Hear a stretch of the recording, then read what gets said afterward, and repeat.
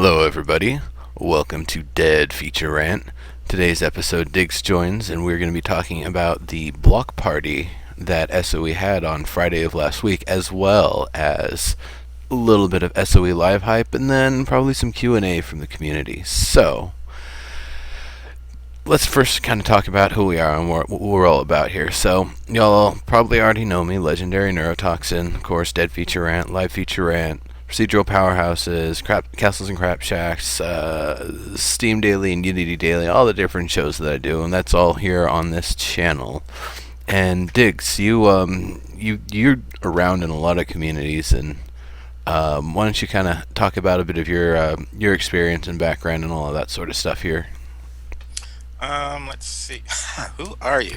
I'm Diggs. I used to work in the video game industry as a localization manager. First started with that with Dave Georgeson, Yeah. who's now the director for all the EverQuest franchise. And so let's see, I got into MMOs with Jens Anderson from DCUO, who invited me to start playing EverQuest. Played EverQuest, EverQuest 1, WoW, mostly a fantasy RPG guy. I am not into survival games. I'm not into PvP.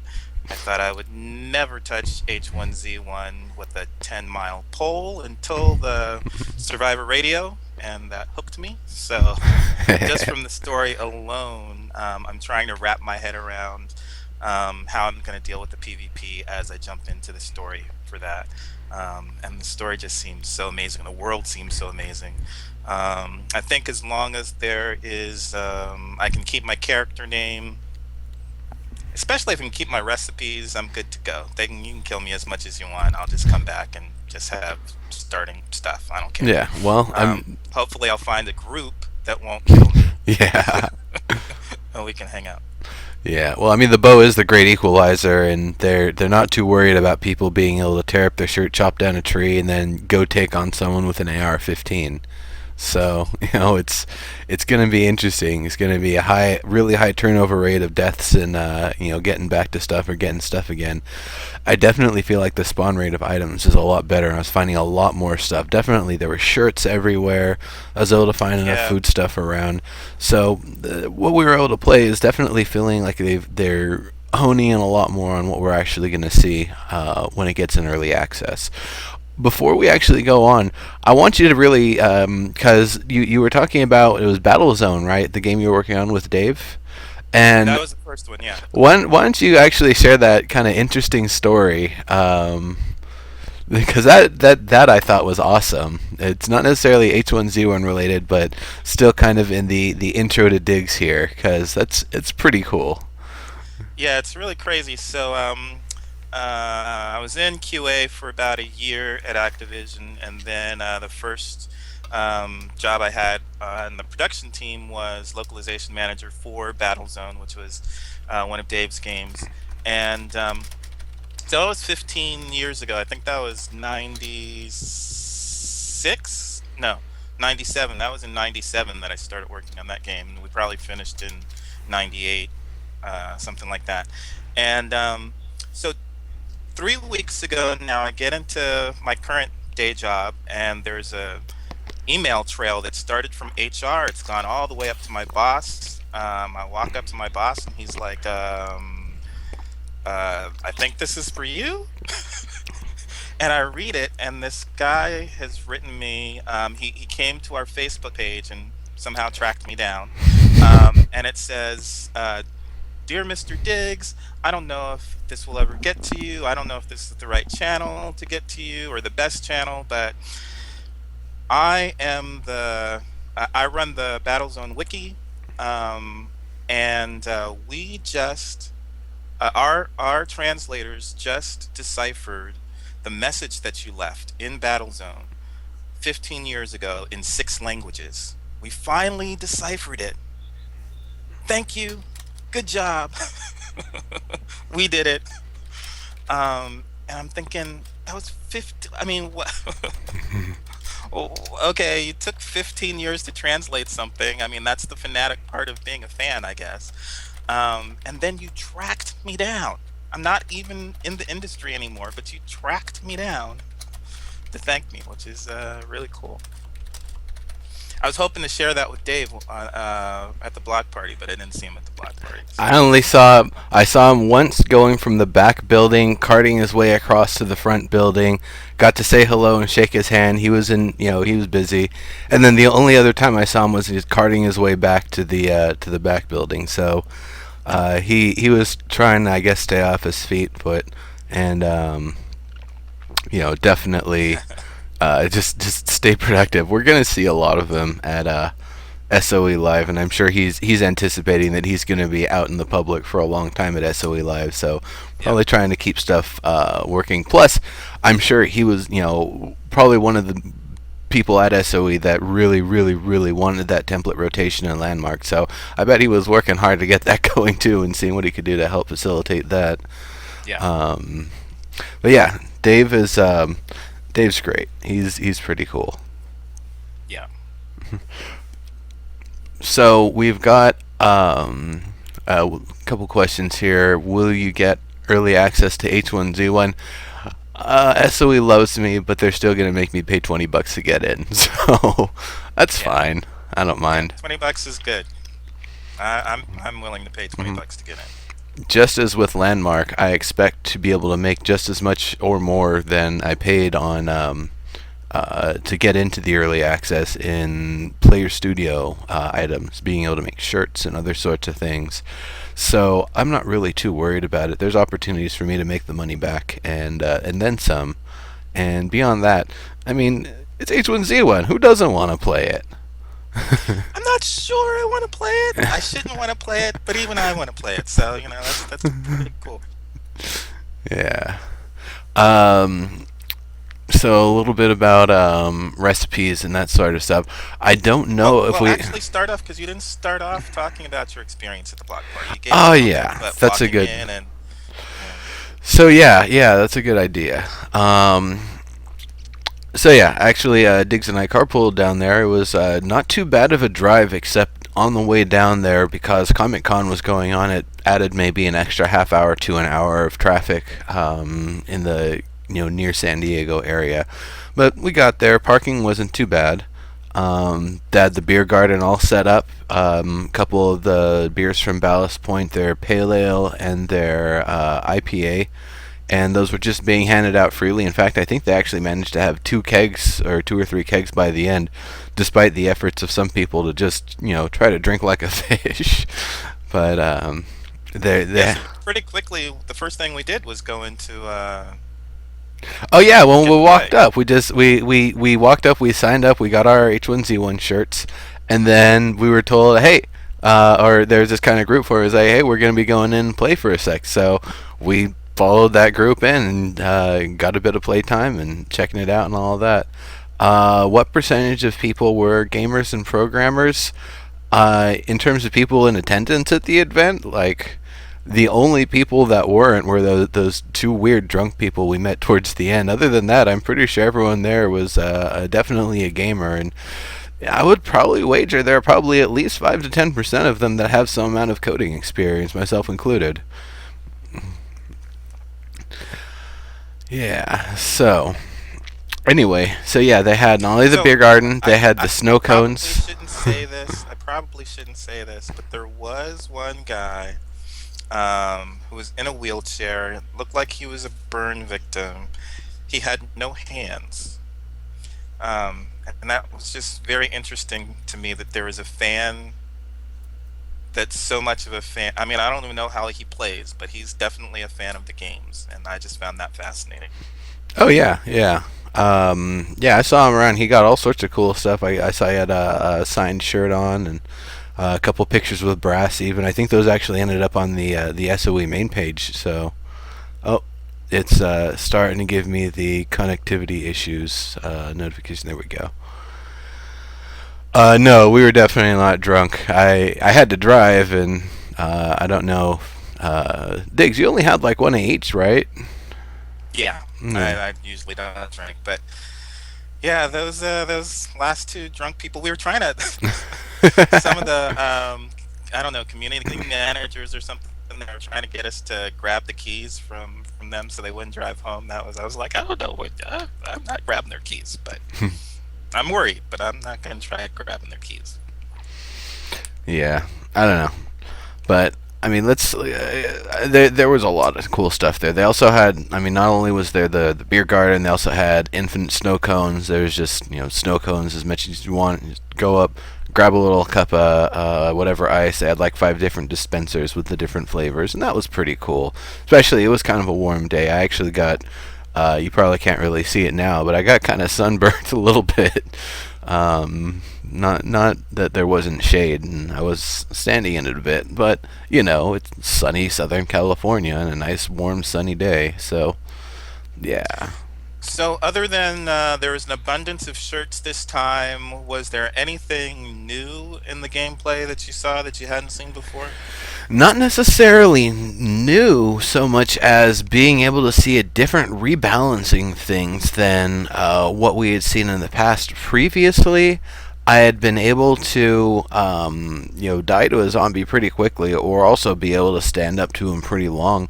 This time, I felt like if you kind of pace yourself and you can just line them up one at a time, I was actually able to punch out 5 in a row on 1 life and still be able to potentially recover from it. So that's kind of nice that even if you're absolutely out of options, at least having good gameplay and being able to manage those combos just with the left and the right, um, you're gonna do a lot of damage. And if I remember correctly, I actually saw it as like a jab, cross, hook, uppercut sort of combo with the punches. So I believe each of them has potentially different power and different timing to them. But it's always to your benefit to get the combos going. The way it worked, what I was seeing is, and how it was described to us, at the moment of impact, the exact moment that you hit whatever you're trying to hit, if you left click again, that continues the combo, and you just have to keep doing right at the point of impact to keep that combo going. So it's not like it's this fancy system. In fact, they said um, the interface doesn't really do well to communicate right now that that you've got this combo going. I'm guessing there's going to be maybe a little wheel in the middle of the crosshair or something that it goes around when you make contact, and if you press it while it's still active, it changes the combo, or maybe they'll do something else. But right now, they're aware that there's nothing in UI that really tells people there's a combo system, and they're going to do something to communicate it. How it's going to work, I don't know. Ask Cycle McHurts, he probably knows. Quick Yeah, you return to were the able field, to yeah. you were able to jab fairly well. I mean, well, there was the combo, but there was also the punch, the knockback, which you Yeah, seemed very accomplished at, which was nice. yeah. That knockback, that push is really helpful. When anything gets close, even if it's just a player that gets close, just press Q for that pushback, kind of stuns them, makes a little distance.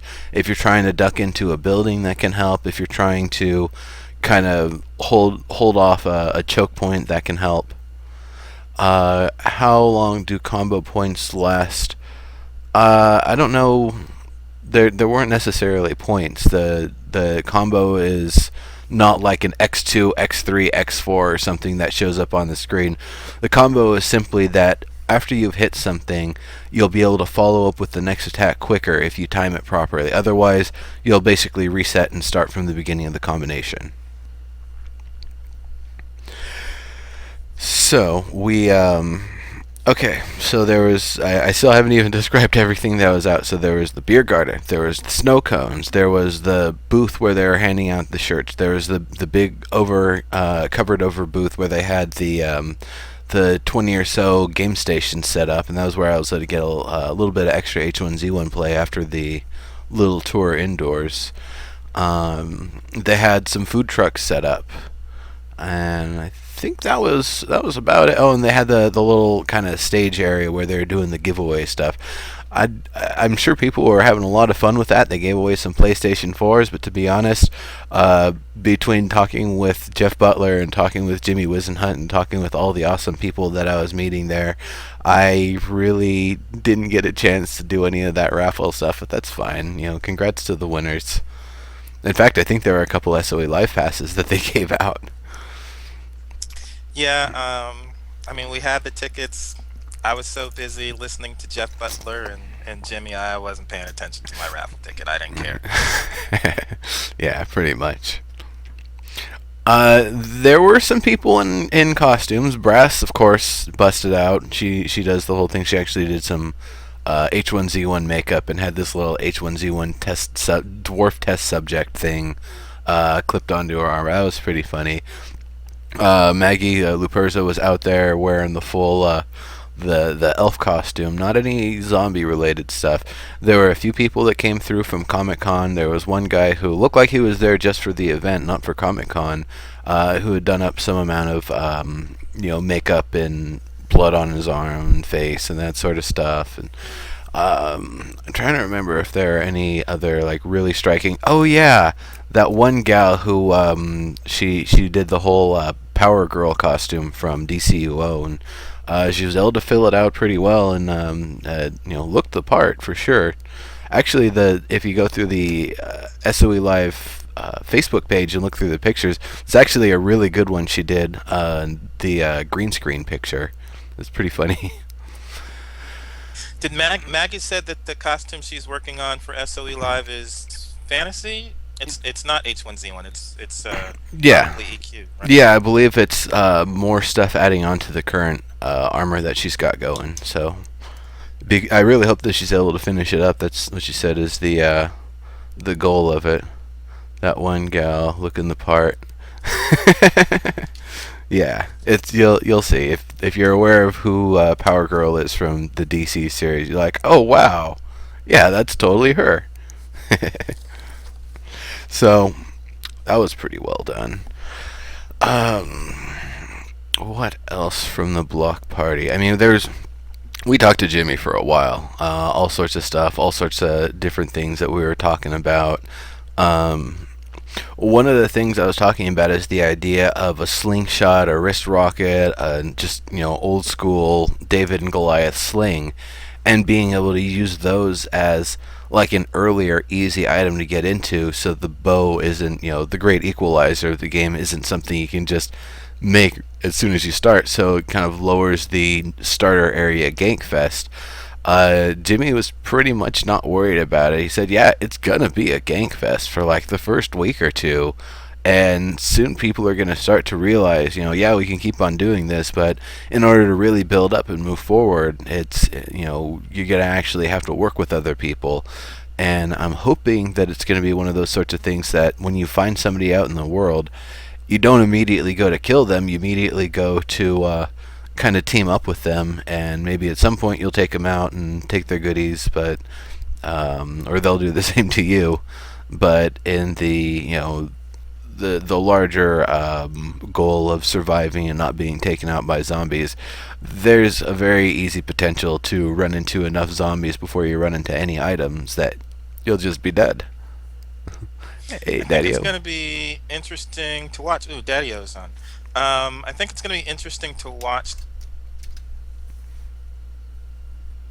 and whether or not when we log in we're trusting of people or not trusting of people. I mean, I'm expecting that I'm going to be looking for streamers and Twitter folk to try and team up with instead of trusting strangers in the game. Yeah. But it's possible there could be some servers where a lot of people log in and you know sort of trusting each other. I don't know. I don't know how to pronounce that name. The Jowiwe. I don't know how to pronounce it, but what I can tell you is it's not going to be like WoW, and it's not going to be like Guild Wars. Chances are it'll be maybe a little bit closer to PlanetSide 2, in at least initially in the way we see it, just because it's leveraging a lot of PlanetSide 2 for the technology. Initially, it actually looked like just a PlanetSide 2 mod because the death screen was still using the PlanetSide 2 death screen.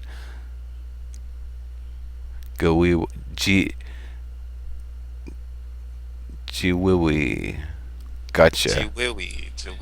Jiwiwi. Interesting. What's that from? Is that from a specific culture or? a game or something? Just wondering.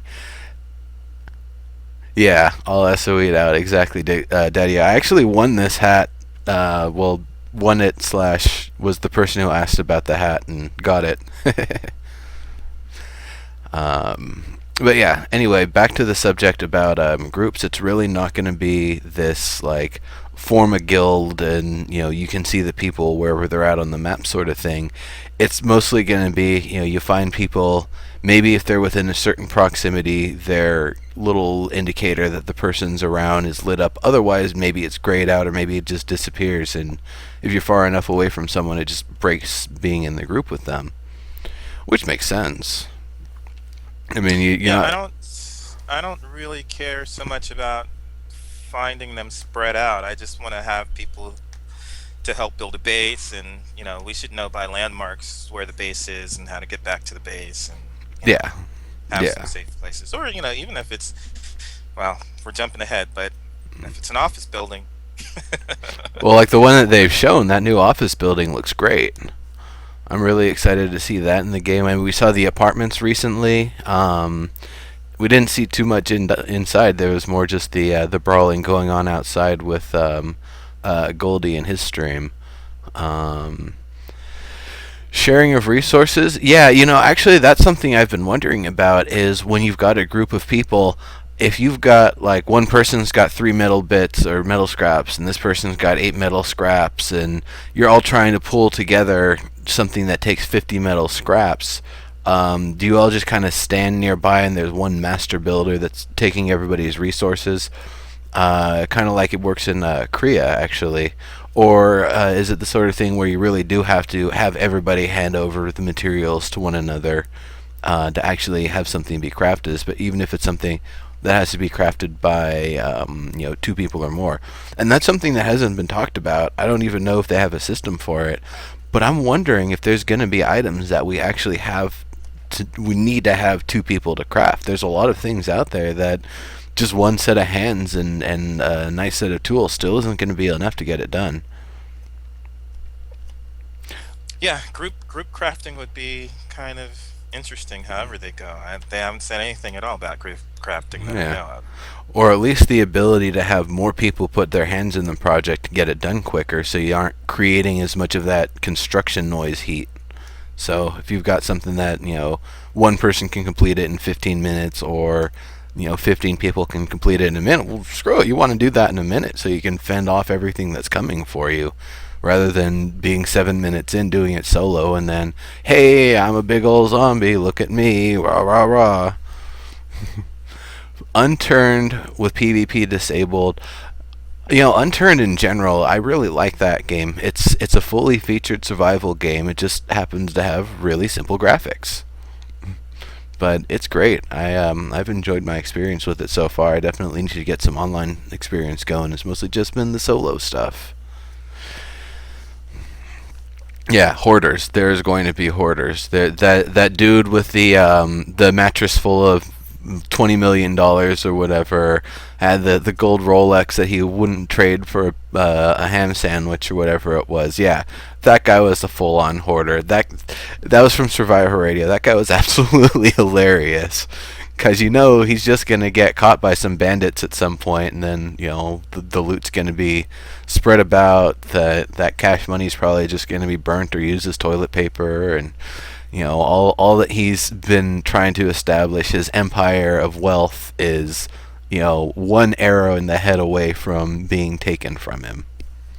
So yeah, there will be hoarders, and there will probably be people that specifically track down people they think are hoarding just to kill them for that sweet, sweet loot.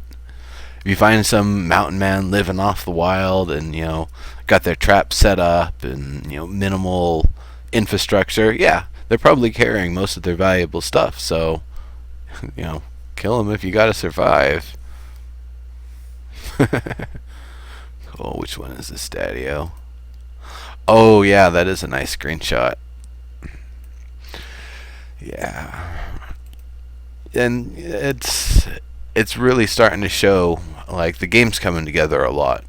That city, that area there, that's danger. That's not somewhere you're going solo if you want to survive. They've already said the more, like, large public areas where there's a lot of people living there or working there, those are going to be where there's going to be a lot of zombies. So a place like that, um, I could really see people just, new player tracking along the roads and the power lines, and they finally get to the city, and they get one intersection in, then do a 360 and realize they're surrounded and pretty much screwed. Yeah, I think there's one screenshot with a like a vehicle that's ran into a telephone pole, and the telephone pole is askew, like skewed to the side. That's pretty funny. No. Uh,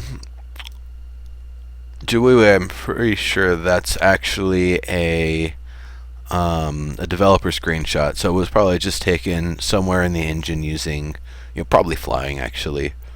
It could be on the corner of a building. There's no reason why it necessarily couldn't, but it could just as easily just be floating. That's another good shot too. Yeah, that's the one you're talking about with the overturned car and the telephone pole. Now, what's really cool, all of these cars you see, every car has three awesome properties to it. One, you can kind of use it for cover and, blocking things. It's just an object in the terrain in the world. Two, they they're always basically an item spawn point, so you can always come back to them later and try to find more loot, especially if people have been away from that area for a bit. And three, you can always get after them with your hatchet or some other device, and while it's going to make noise, you can actually harvest metal scraps off of a derelict vehicle. You just go up to it and start whacking it with a hatchet, and you'll start finding metal scraps appearing in your inventory. It'll give you a little indicator when you do it too. Of course, that's loud. I mean, just imagine banging on a car with a hatchet. It's gonna be really loud, but Especially if the car explodes. yeah. But these cars, I mean, I don't even know how much of them have fuel in them anymore. Hey, Max. Bumpable, movable. Can we blow it up? I don't know with the static cars that they're putting in the world, like the in that second screenshot that kind of rusted out little wagony thing on the left.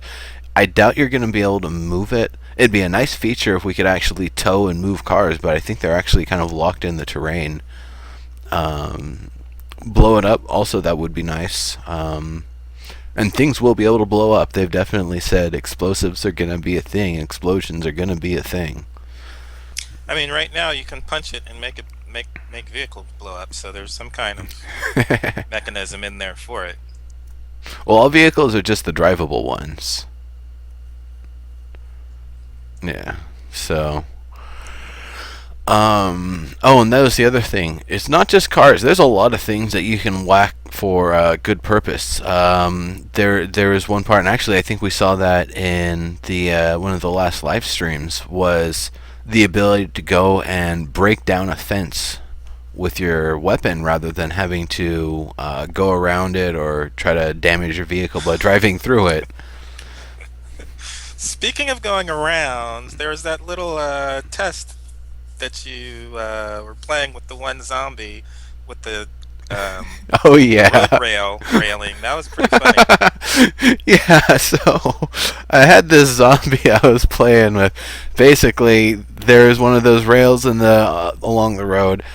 They were pathing around very intelligently, except they weren't climbing over. So I would jump over, and then it would start going back around the other way, and then I would jump back over, and then it would have to go all the way back around again to get me. So pretty much going back and forth, and it wasn't just one. I could have done that with multiple zombies if I wanted to, unless those zombies either get away to destroy that part of the terrain or otherwise climb over or navigate it. Just a low rail is going to be one of your best ways to get away from zombies. You just have a big old flock of them running towards you. Okay, you get close to the wall, jump over it. When they all start coming around the corner, jump back over and run the way you came from, because they're all going to be kind of slowed up, and potentially, depending on how much physics they have among each other, they might actually end up slowing each other down. It was actually kind of creepy and funny because it would be running away from you but looking back at you, and then it would note I mean it would visibly notice that you had gone to the other side and be looking at, okay, so I'm going to turn around and I'm still going to get you. Okay, I'm going to get you. I mean, it was really funny. Like, it was determined and it knew what you were doing. It just couldn't think clearly enough to jump over. Yeah.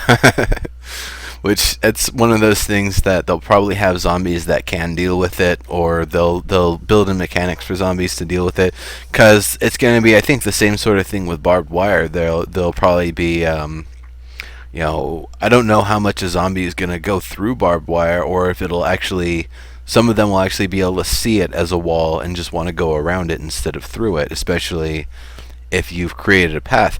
But then we're starting to talk about almost tower defense style AI considerations. Does the zombie walk through, take the damage, get tangled up, and keep going? Or does it try to path around the maze that you've created while you're shooting arrows at it? Or whatever you're shooting at it. Or maybe just throwing rocks at it. I don't know. But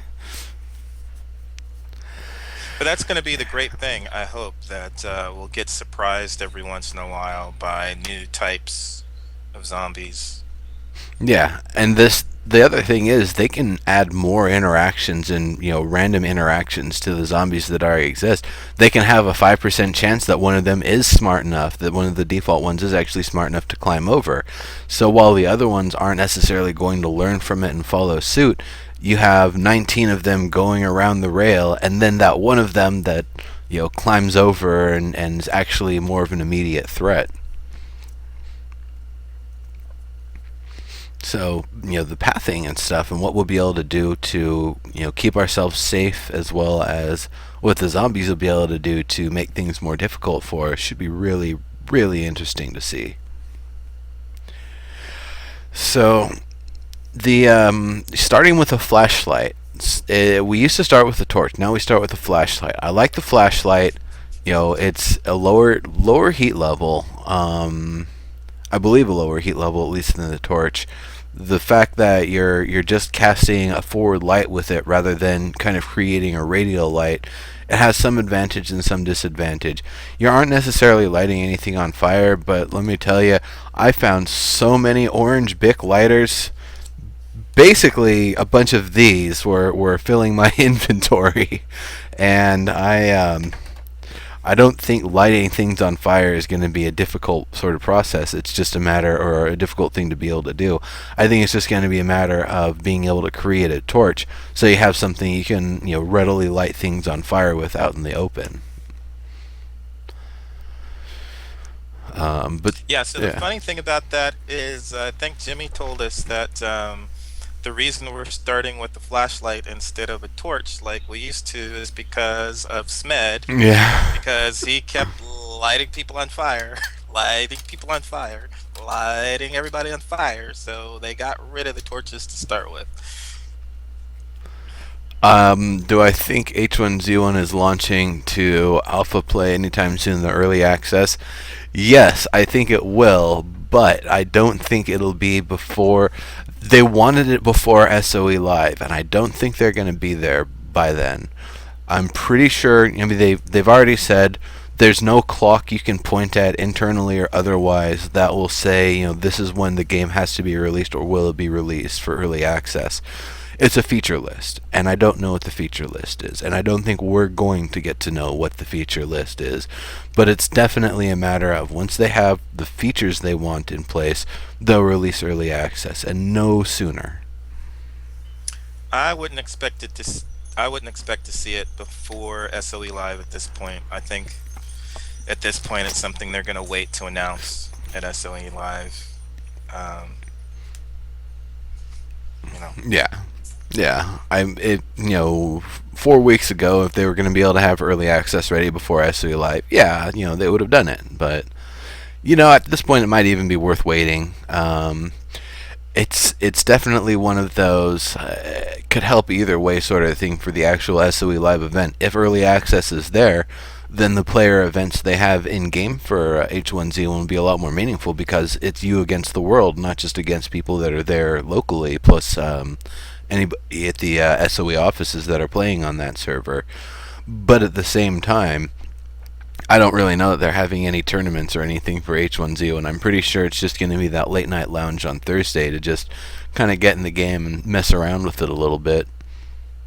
But yeah, Yeah, but it it's is. gonna be way more hype if they wait for SOE Live. They might as well just, you know, do everything there, get everybody super excited because they haven't seen it before, have all the reveals there. I mean, it's kind of anticlimactic to, you know, I mean, because what would they do new that they aren't gonna already show off? They're gonna Right. have their SOE Live. I mean, The shotgun. they'll be That's like, it. yeah, I saw that already. It's Yeah, well, the running through an office building with a shotgun is like the newest thing they could show us if they wanted to show off. yeah. So another question here from Max. Do you think announcement of some sort of Founders Pack? Right now, they don't believe they're going to do any Founders Packs. They might change their tune with that, but from the sound of it, it's just going to be that early access, and that's it. They don't really want to give too many features and promise too much stuff because there really isn't going to be, other than aesthetic stuff and the server voting tokens, I can't really think of too much stuff you're actually going to be able to buy through Player Studio to enhance your gameplay, especially midway through a life. If you've had this character alive for 3 days, I don't think you're buying food or something to keep yourself up. I don't think you're buying, you might be able to buy the aesthetic for a shirt, but they're not going to, hand you a shirt in game and say, here, now you can tear this up and get yourself some cloth scraps. But there's shirts everywhere. I mean, that was one of the things I Well, there noticed. were They were in a that lot build. at There that were build, in that build. which is fine because as the game goes on, we're going to see less shirts spawning in the places we're seeing a lot of them now, and more items because it's just going to be as the item pool increases, the stuff we see more of now we're going to see less of as it gets swapped out for or as the kind of variance for what can appear there adds on gets bigger and bigger over the life of the game. So there's a place where in the first year or the first month or whatever, even you might be able to go there and know this is the place where I can go to get all sorts of shirts. And then a year down the road, it's like, well, I can get a couple shirts there. I can get like a roll of quarters and some metal scraps. I can get some other things, but it isn't like the place to go for shirts anymore. And I guess I'm using shirts as an example because it's not like guns. They're something that's going to be readily found in the world, and you even start with one.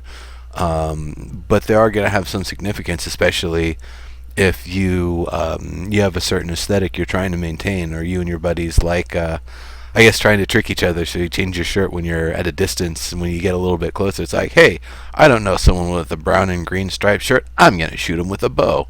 And it turns out to be your buddy.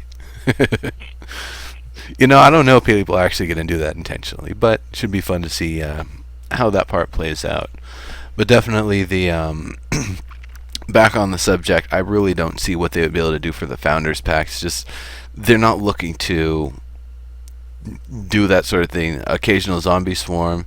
I thought I heard somebody saying something about actually seeing an airdrop happen in game, but I think they were just shouting random stuff. I don't know if they knew what they were talking about. Did you catch that too? I think that was in the indoors little test that we did. I didn't pay attention to that. Yeah. So if they do actually have the airdrops, that's awesome. Oh, and I mean, I okay. think they're gonna have them, but I didn't hear any details about how they're gonna work. Right.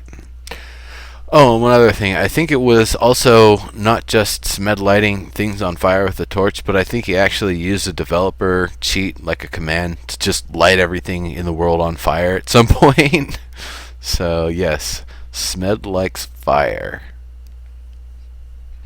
Smed likes fire. Being overrun by zombies would be a good freak out for us players, yeah. But, Yeah, I I mean, mean, we saw that with the Jimmy Armies, Horde. right? Yeah, the Jimmy Horde, where you'd just be seeing the person go along, and all of a sudden, there's 50 zombies and 3 more being added every like 10 seconds. Yeah, I don't know. They're probably not going to try to have engine breaking hordes, but definitely 20 or 30 of them is more than enough of a threat. Especially even if you're in a group, by the time you've killed 20 or 30 zombies, that heat's starting to kind of resonate out, and more zombies and potentially other wildlife is starting to come in. Yeah, I mean, it's still pretty disconcerting even when you think that you're fighting one zombie and you turn around and, there's three or four instead. I mean, it's a little, well, for me anyway. Yeah. For me, it's kind of what I expect. Actually, it did happen a couple times. I was trying to, punch out one zombie, and the next one's already up behind me. So it's like, okay, gotta, push, turn around, push that one away, turn back to the one that I was fighting, do one more, punching combo to take it out, and then move on to the one that I just pushed away. You're not going to be able to do that with four or five of them sneaking up on you, though. So definitely, combat is one of those things.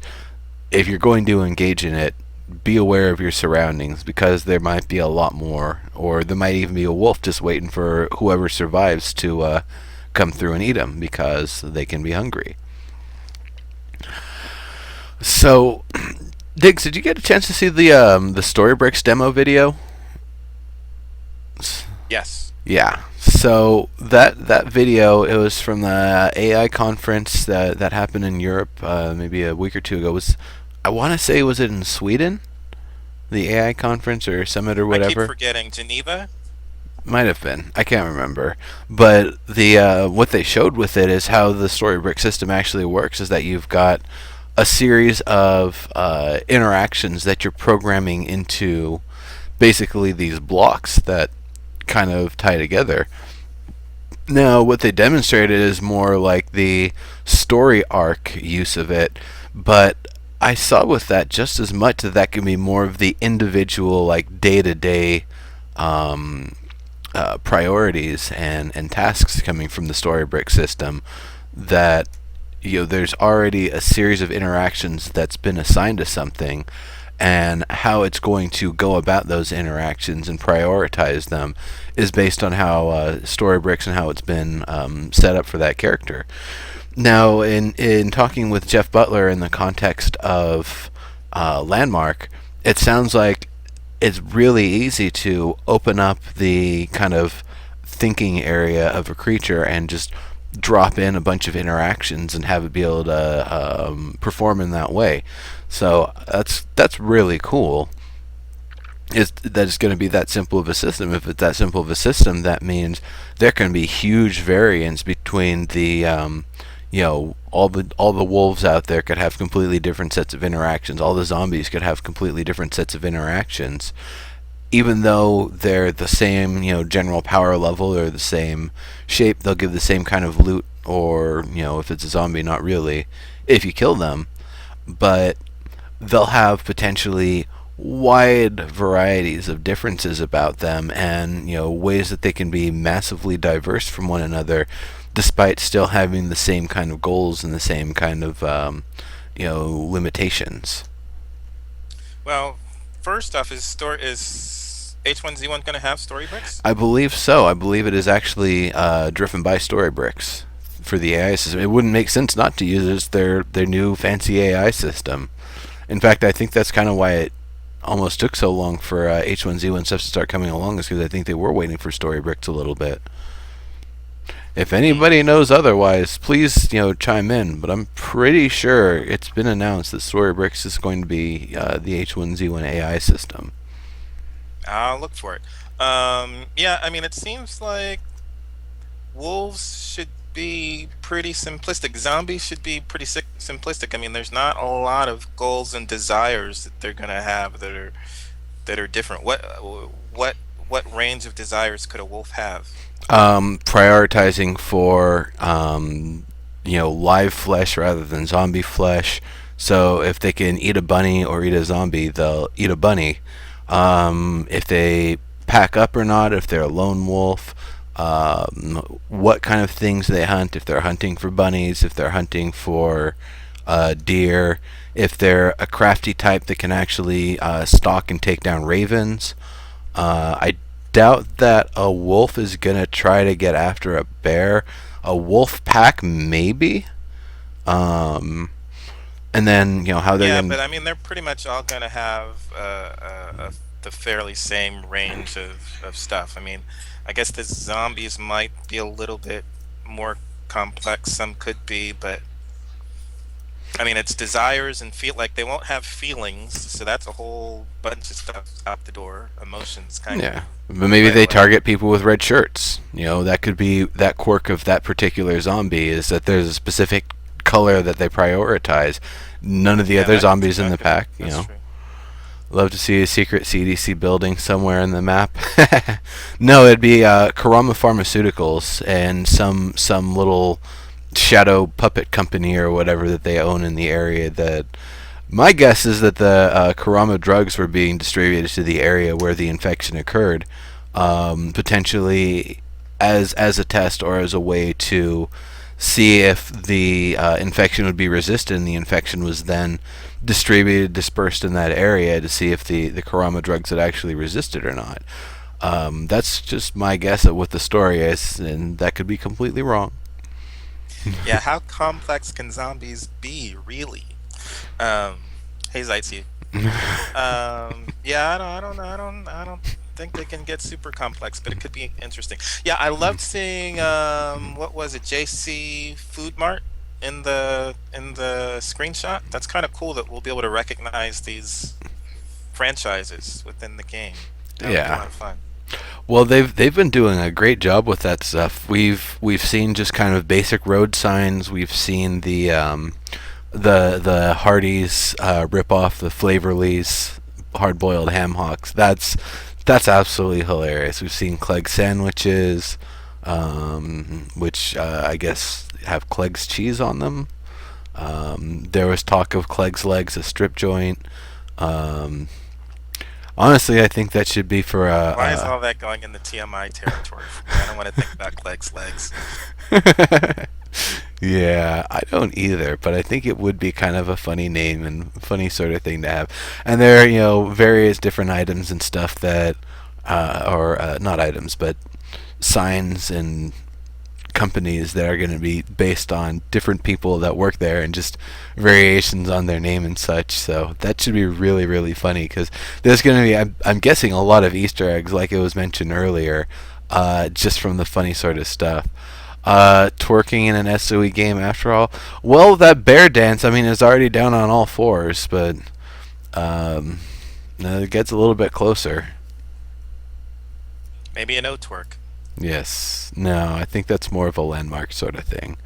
Eventually, we'll get custom animation controls. I'm sure SOE mode, someone's going to do it. Yes, no, we're not going to have stripping zombies.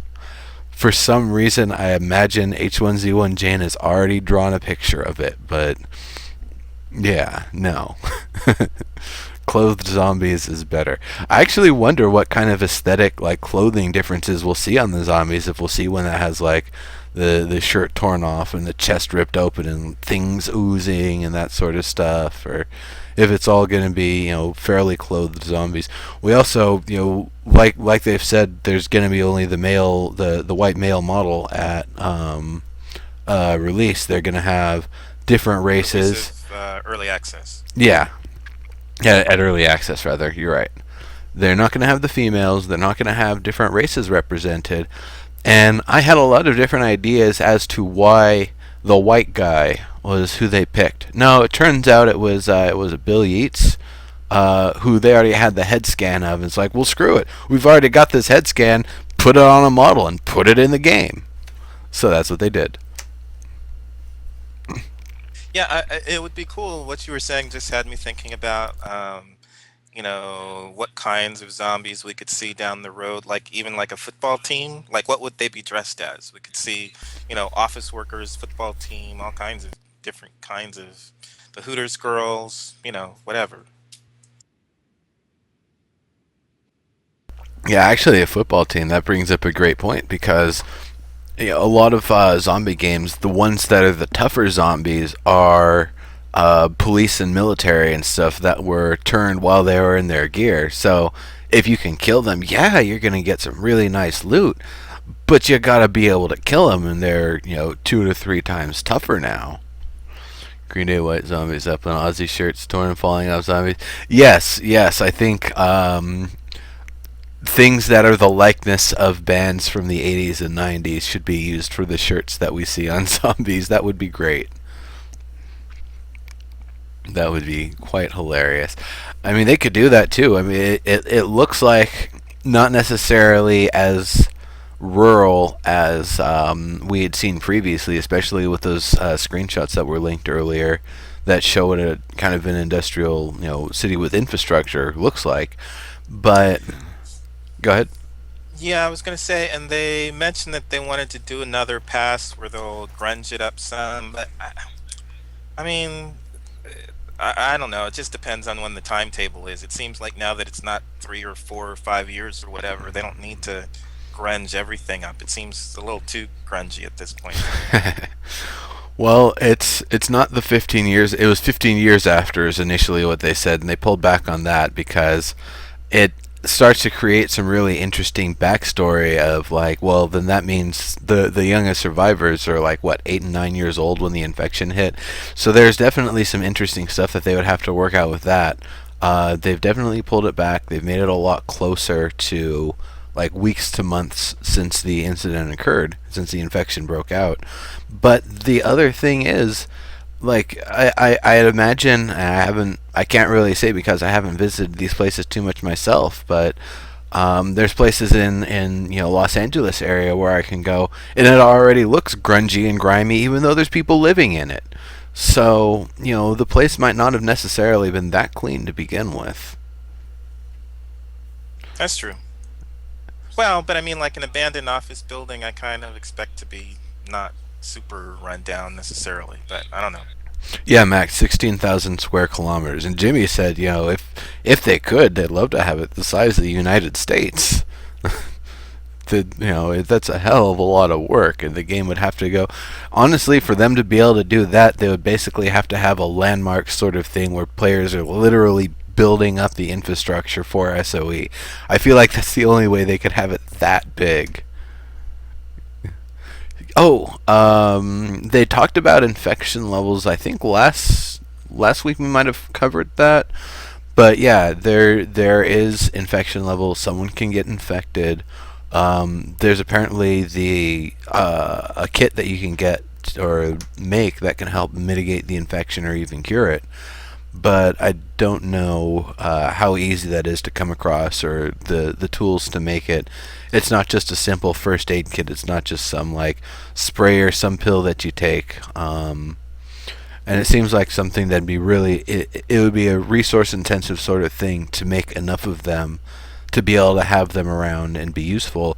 It could also be a time sensitive sort of thing that they expire after 48 hours from being made. So if 2 days in-game days pass by after you've made it and you haven't used it, well, too bad. You're gonna have to make another one. You might be able to salvage some of the parts off of it.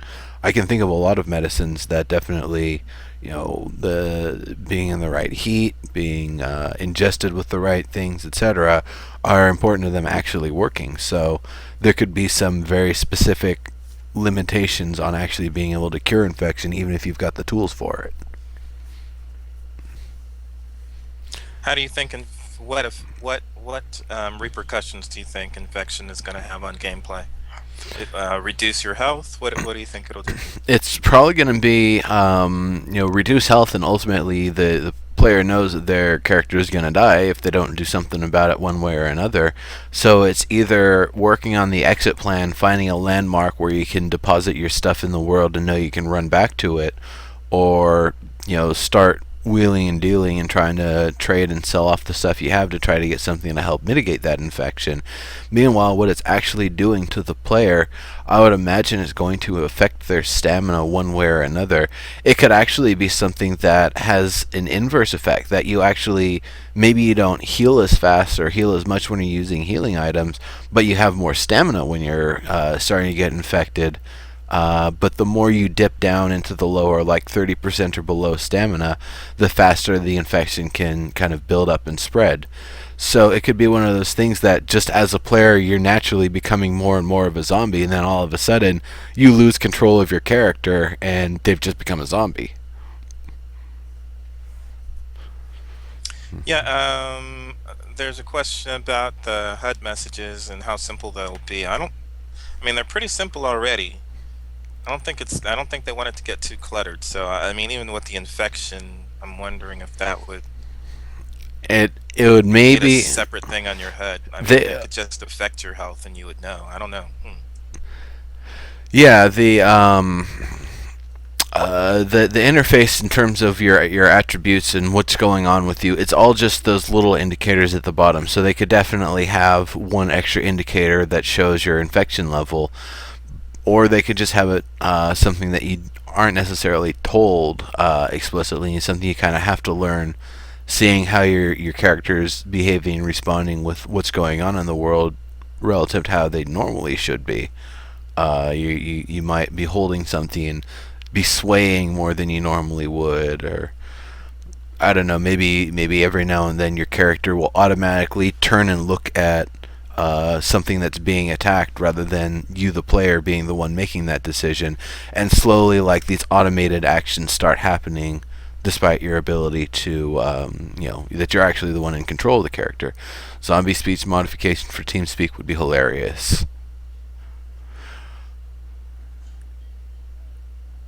Zombie structures being built and falling apart. No, I don't think zombies will build.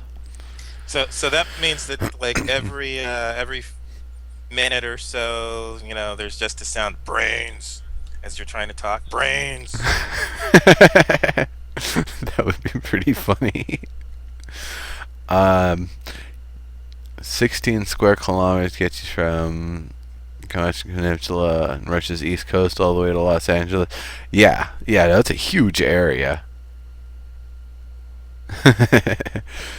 So the idea of them actually being able to fill that with the quality and detail that they're putting in everywhere, it seems impossible. It seems like something that they would have to set the rules and have the world procedurally build it up, and then do cleanup passes on the areas as they open them. That level of scale is gigantic, especially SOE is a big company, but it's a small company compared to some of the juggernauts out there. There's a lot of companies that they have massive resources that I mean, Riot Games, they're one giant company working on one game.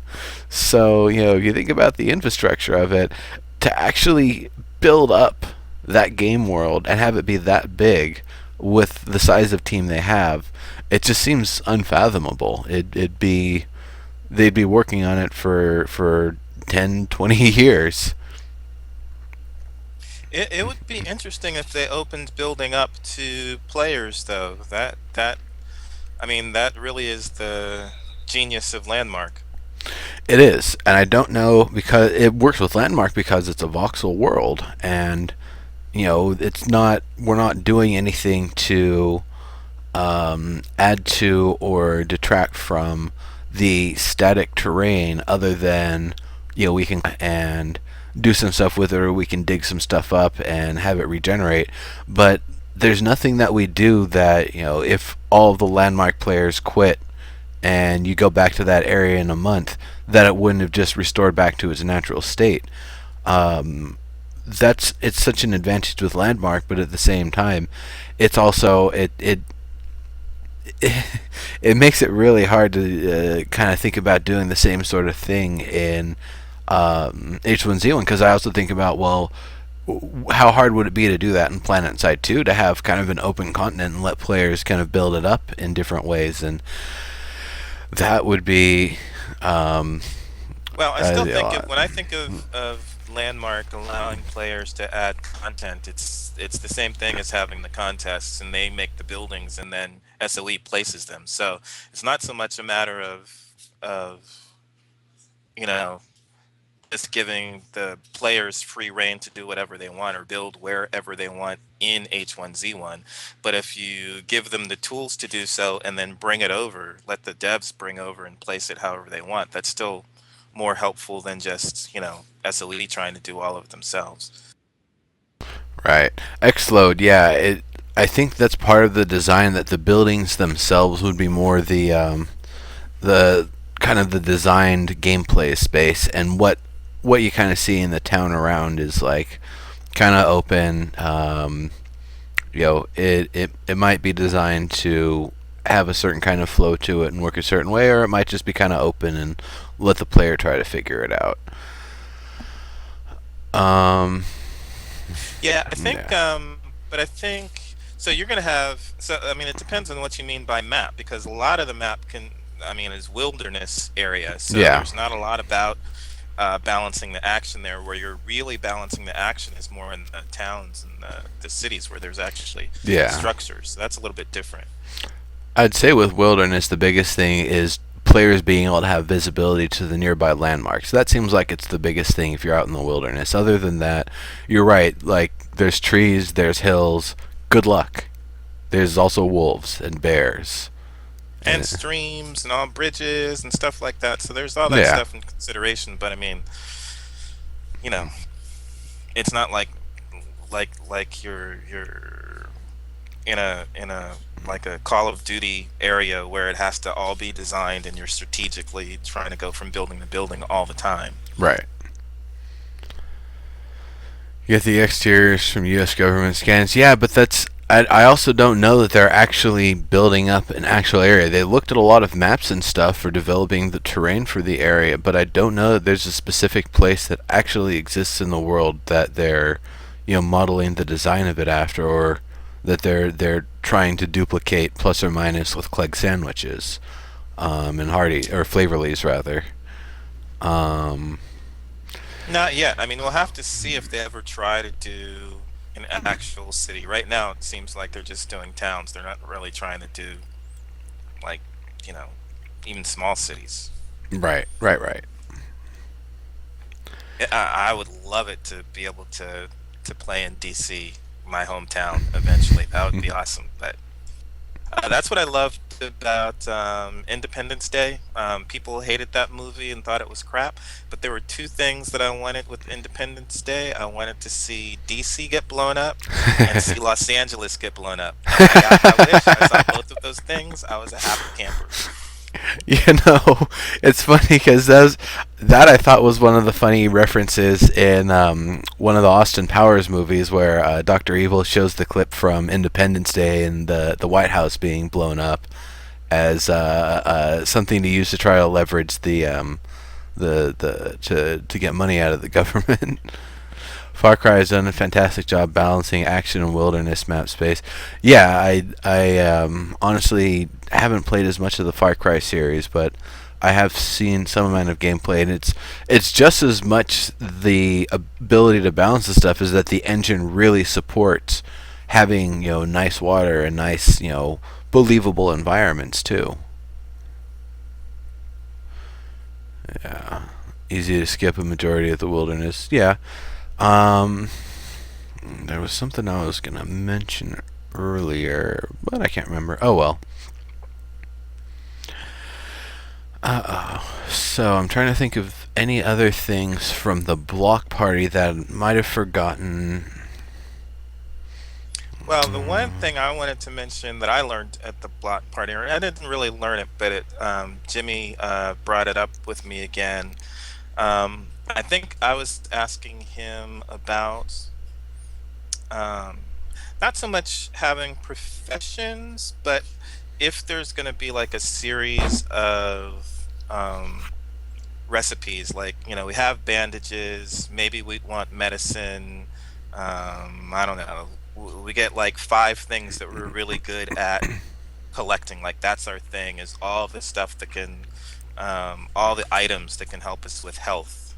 Will the will there be a collection of things that if we focus on those things, it effectively gives us a profession, even though it's not actually a profession?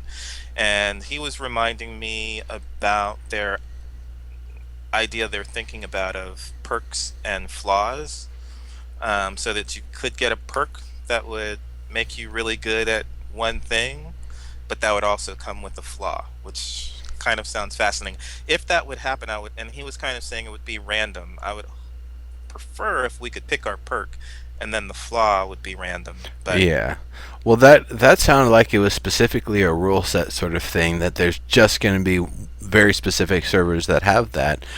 And it's really a break from everything that they've said up to this point. I actually wanted a really deep backstory system. This is going back with the idea of the infection happening 15 years before, but pretty much that when you're creating your character or creating that life for your character, even you kind of go through the backstory for the character, what they did when they were growing up, what kind of things that they did while they were surviving during the infection, and how they got up to that point, and all the way up to like what specifically put them where they're standing in the world right then and there, and having all of that be the total sum of what the character is, what they can do, what they've learned, how they swing their weapons, what weapons they're better with or more comfortable with, what kind of barehanded attacks they even have available to them, if they're better or worse at piloting certain types of vehicles, operating certain types of weaponry,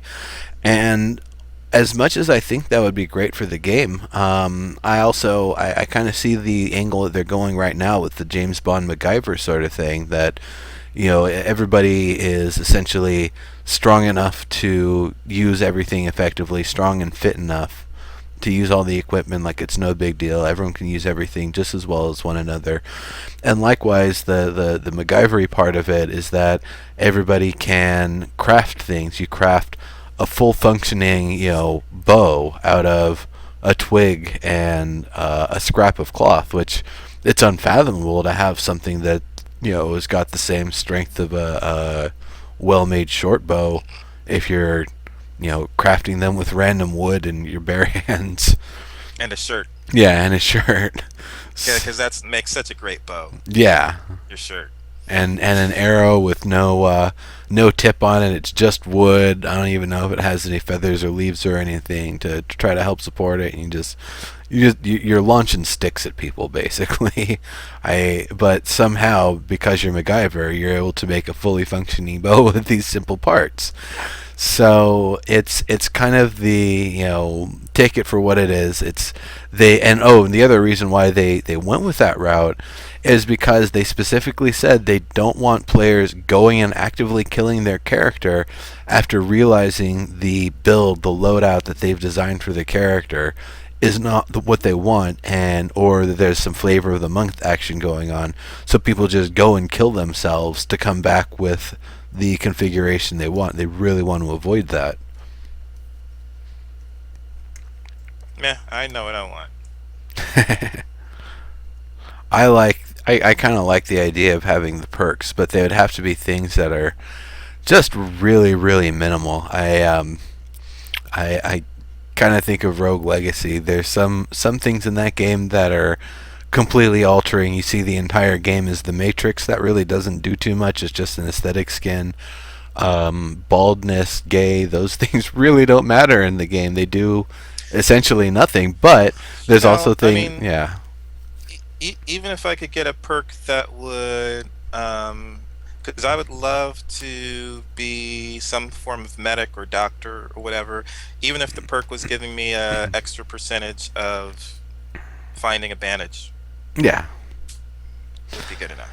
Like, no, I don't want anything huge either, but just, something within my focus. One of the things that you said a little bit ago about, it was something about the zombies, but I was putting that with story bricks.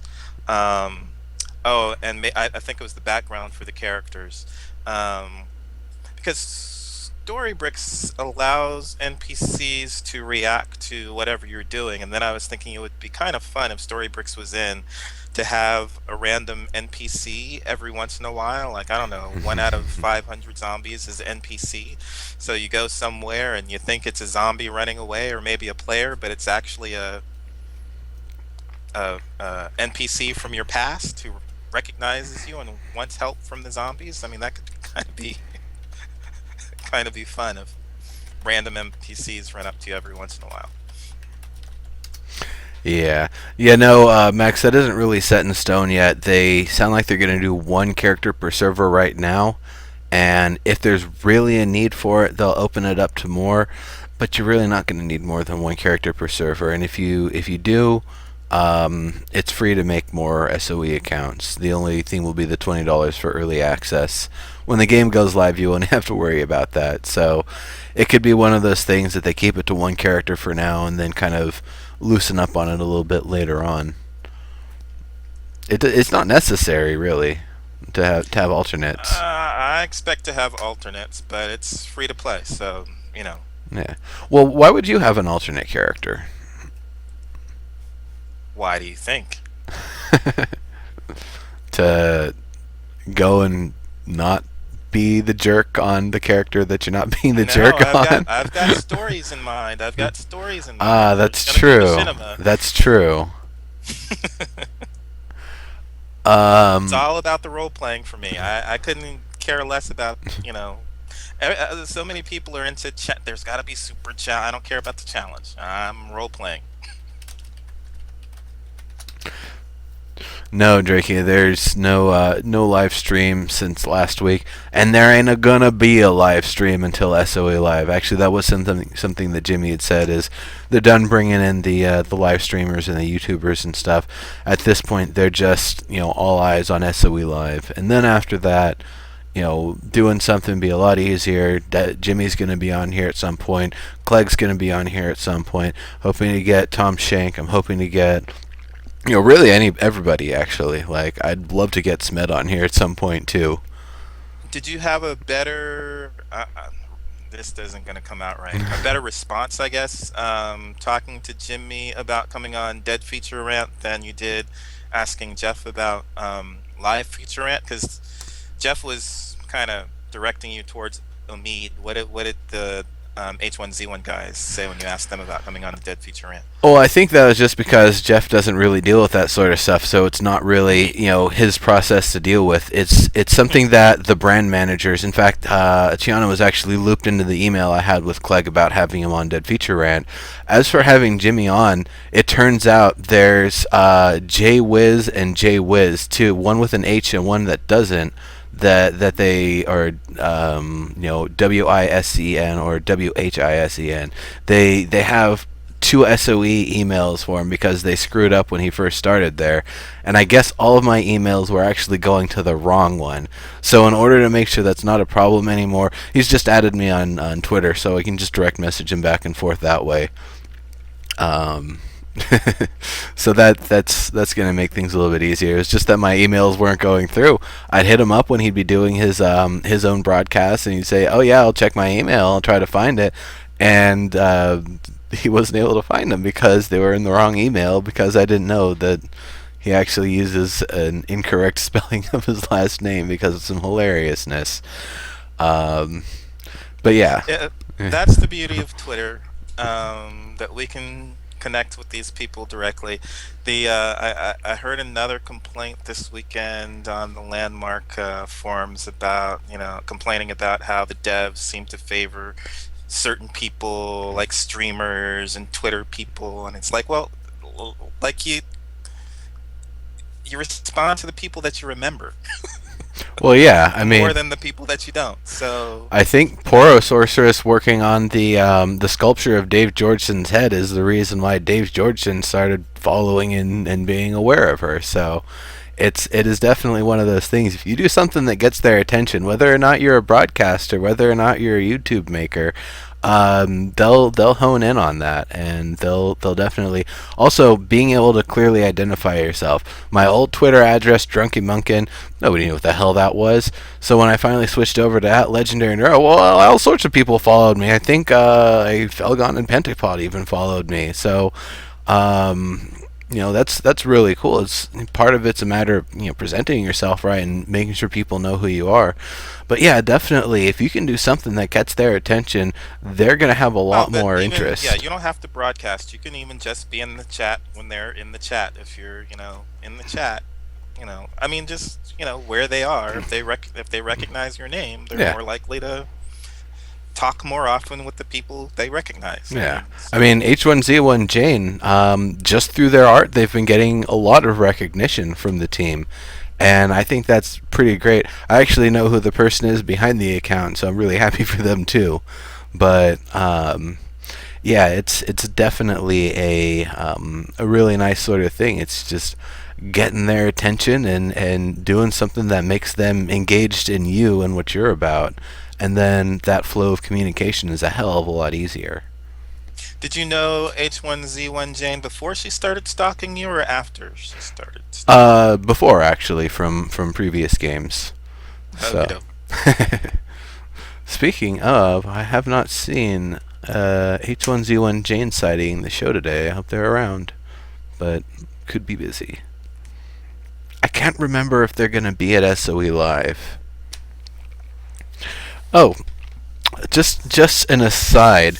So I anybody who noticed, I was doing a 30-hour live stream marathon. I went and got a bunch of munchies beforehand, and I go to the dollar store or whatever. The stuff's just as good. But the funny thing was, there is this item that I saw. It wasn't on a shelf. It was just kind of in a pile with some other things that looked like the absolute worst candy I've ever seen, but very topical for the game. It's basically something that looks like a blood bag that's pretty much just filled with cherry syrup. It's gross. I would not mess with that. But I got it because it's absolutely hilarious. It just looks like a blood bag.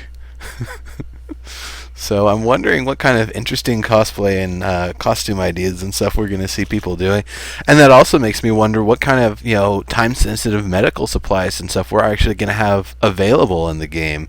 Did, Um, did you have it there? Did you show it? It looked where? like you were picking something up. Yeah, I did. It'll show in a moment, I Oh, think. there. Yeah, it's I don't know why Skype keeps trying to say that you're having connection issues. Things are all I right. probably am, but it's not dropping completely, so we're good today. Yeah, yeah. It was silly yesterday. Oh well, but I mean it was happening to both of you, so I still blame Skype. Yeah, actually that was the funny thing. The first ingredient actually is sugar. It's not high fructose. Good call on that. They might as well start marketing True Blood, but ugh, I could see okay. that. Um, yeah, yeah. People. So you're gonna bring that? I guess you can get it on the plane. You're gonna I'm bring not that bringing a as plane or taking a plane. I'm going to be driving there because I'm bringing a keg of triple with me, keg of homebrew. gotcha. So are you gonna take that with you and I'm probably going to take it with me. around, I or don't know. May I really don't know what the plan would be, or if it's just like put it up on the wall during the H1Z1 party or whatever, and just wait and see what happens with it. I don't know how much it costs, but you could hand a few out to some of the devs and H1Z1 devs and see what they do with them. I, Anyway, I wonder if I could get the logo off of it with some acetone or something and put like a legendary neurotoxin sticker on it. Oh, by the way, they were pretty successful. A lot of people got the stickers and really liked them there. So I I'll have a lot more of those around. yeah, you Cool. got them from. Labels too. Actually, he's not in chat right now, but he's often on here. You'll find him here on Twitch. Labels too. I can't remember what his name is on Twitter, but yeah, that was really cool. The stickers are great, and people are loving them. Cool deal. Thanks for stopping in, Juiwei. All right. So I guess the subject that I was talking about a second ago, I kind of want to expand on things that are temperature sensitive and scavenging and trying to salvage them. Exode actually it does have the gorilla on it. It's kind of hard to see with the on the camera there, but it's got the kind of like a gray version of it, like a fake hologram sort of thing going on. Rudnell, hey, how's it going? It's all good. The broadcasts will be available afterward anyway here on Twitch and on YouTube, so you'll be able to find it and catch up on anything that you might have missed. So, obviously, if electricity is done, then anything that's in a freezer or refrigerator is slowly spoiling, and it's getting worse as the game goes on. Food and meats and stuff like that. Just as much medical supplies, blood bags, uh, tissue and samples and stuff like that. Things that are basically on cryogenic lockdown. But I'm wondering if some of those things will still have some use. Not necessarily saying you should go to the organ bank and eat random human hearts and stuff that you can find, cook them and eat them. Maybe. Um, but just the idea that if you come across something in the world, don't expect it to be in like pristine state. Expect it to be in the state as if it had been sitting there for a month. So when somebody was saying that they found a barbecued chicken sandwich just randomly in the world, immediately what I was thinking is, no, don't eat it. You're gonna die. But barbecued I'm chicken. only going to be eating Twinkies. Oh, now that GTA was brought up earlier, that just makes me think of San Andreas, how you could actually get your character fat if you kept eating really bad food. It's kind of an interesting. In fact, of all the games, I think that one's a really interesting one to have it in because dealing with the blighted economies and people that have to live in them and that sort of day-to-day decision making is kind of interesting. I don't think we're going to have obesity levels in H1Z1. It would be fun to have the fat guy around that when zombies get around, you just shoot him and they'll go for him and you guys can all run away. Or you just go and run away knowing that the fat guy's not going to be able to catch up. Usually I should remember 3 times. McDonald's burgers. Check out the 4-year-old burger on YouTube. I don't want to. I was thinking the same thing. Yeah. Though I'll just take your word that it's there. even if the decomposition process hasn't occurred after 4 years, that doesn't mean that it's actually safe to eat. I'm sure the protein is already seeped with the what's it called, the Shiga toxin, I think, or just the cytotoxin or whatever that. They already pink slimed it, so it should be okay. Yeah, I don't know. I guess I don't know that much about the food science sort of thing. But I mean, like, things will go bad eventually. I'm pretty sure like Velveeta and Cheese Whiz eventually go bad. Twinkies won't. I wonder about Velveeta. Walmart ice cream sandwiches that don't melt in 100-degree heat. That's disgusting. Ugh, Walmart. I'd ask what you're doing, but I already know. It's just, ugh. Is that Morgan Somebody Freeman? referencing me as Morgan Freeman? So here's the thing. If that was for me, when I was in college, who I looked like depended on the state of my beard. So if I was clean shaven, everybody said that I looked like Bill Cosby. If I had a mustache, everybody, no matter what state I was in, different states, people would say I looked like Eddie Murphy. And if I had the goatee, everybody, different states, would say I looked like Bobby McFerrin. Nice. So, wow. So And that's pretty funny. This past week, I just got the Bill Cosby thing again. Why is Dygz giving us the Bill Cosby look? Like, okay. Yeah. Maybe I need to add Morgan Freeman to the list. That'd be funny. Well, I mean, you were saying that it was from your college days on, and now that time does what it does, I guess maybe Morgan Freeman is more who they would be referencing. Yeah. Yeah, with the gray. Yep. Yep. Twinkies only actually last like 10 days. You mean like out of the wrapper or just in general? Because I haven't had Twinkies in a while.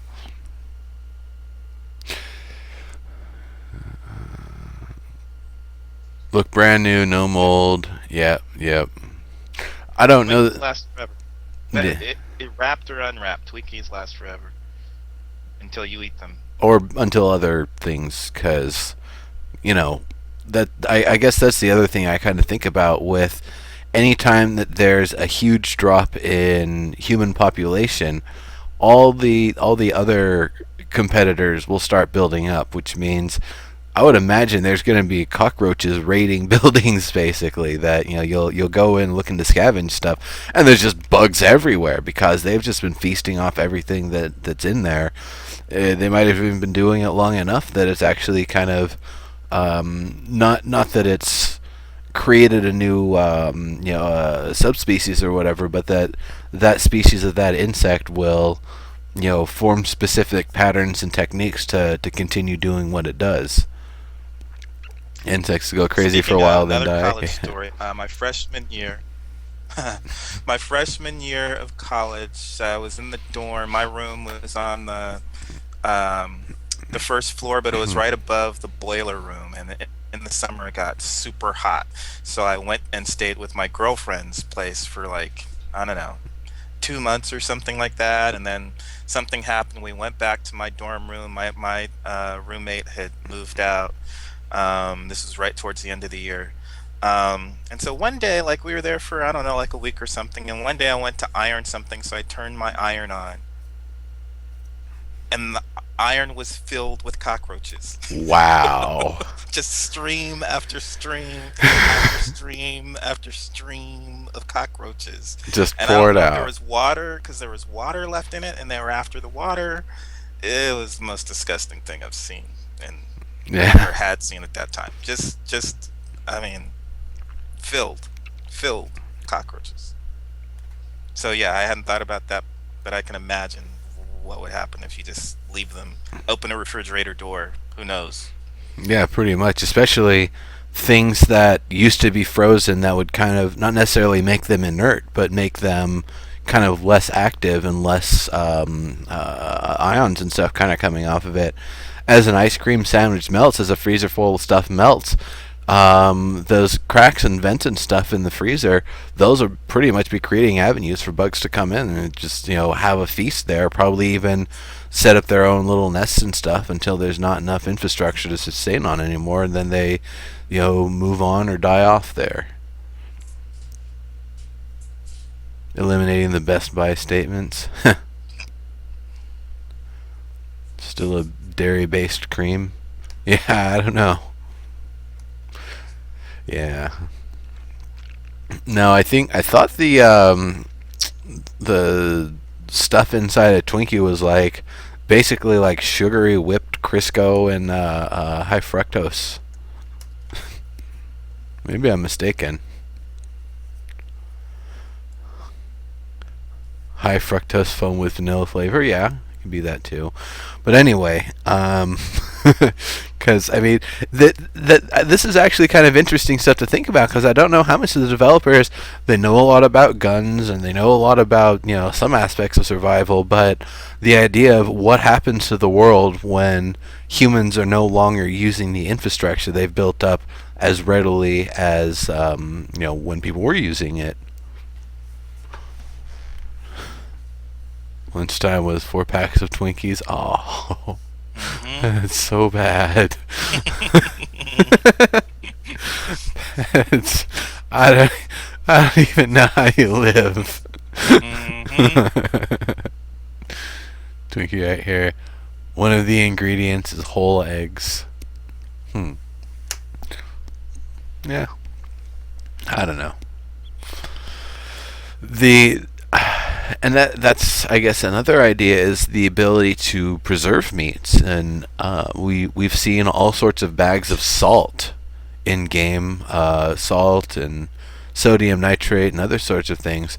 So I'm wondering if one of the processes players will be able to do is actually curing meat, or actually being able to do kind of like a chemical cooking, like a ceviche, where it isn't actually brought up to temperature to cook as much as the chemical processes are kind of what's cooking it. But see, that's where I'd want to be able to go into like some kind of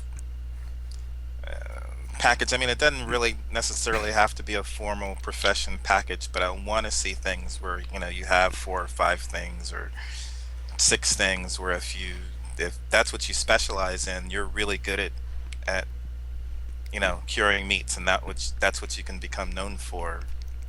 Yeah, I think that's the sort of stuff though. Like, instead of having a driving skill, it's just your ability to drive the vehicle. Instead of your ability to cure meat, it's just your ability to keep a timer for all the processes and know if I start the process at exactly this time, I apply the salt at exactly this time, and Yeah, but I'm anything just else saying, would. but there needs to be, in order to be able to specialize like that, there needs to be um, a range of recipes that work together in some fashion, so that the True. people who want to do that can, like, if they just want to focus on that, they want that to be their main thing, they have enough items that they can put together to Yeah. make cool stuff, so that people know to come to them because that's what they love to do. That's what I'm hoping to see. Like I said, it doesn't have to be a real profession package, but just if they have enough stuff that synergize together, people can become known for that thing.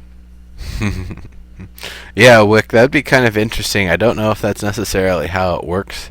I think you'd be all like nasty and charred on the outside, but pretty much raw on the inside. Loot cooked meat. Mm. Yeah.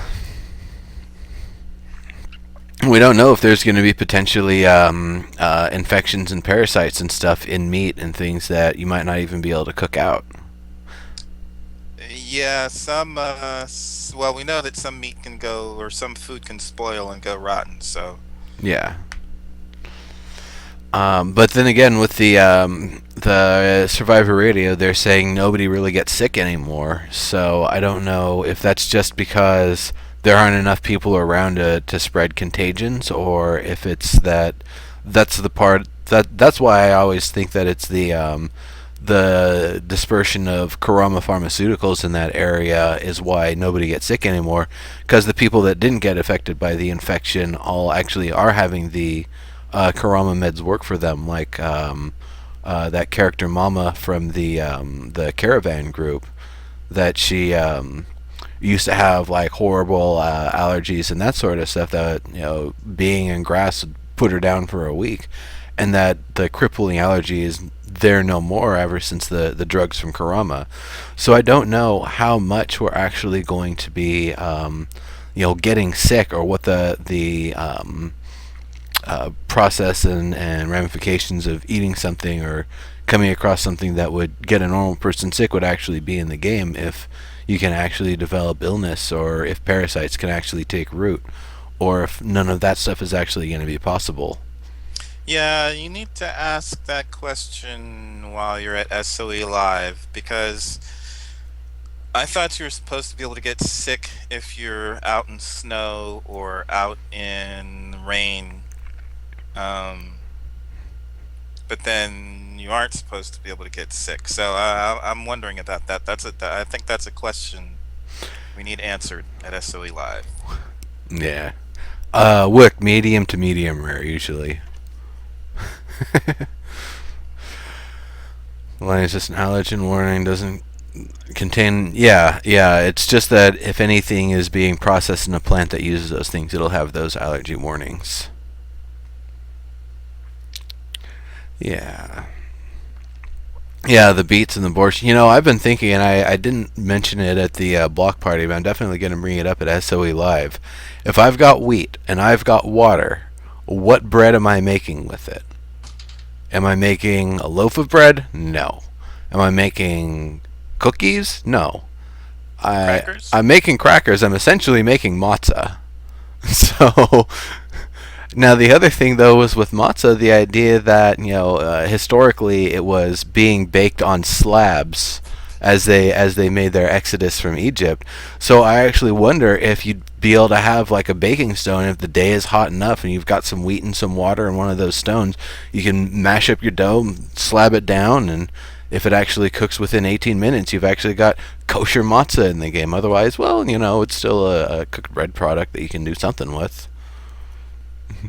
But yeah, I think that would be a very interesting sort of thing to add, because that, or I don't know, maybe flour tortillas, but I feel like that needs a little oil and a little salt to help make it a little pliable. Yeah, if you got corn, then you can make masa. Yep, yep.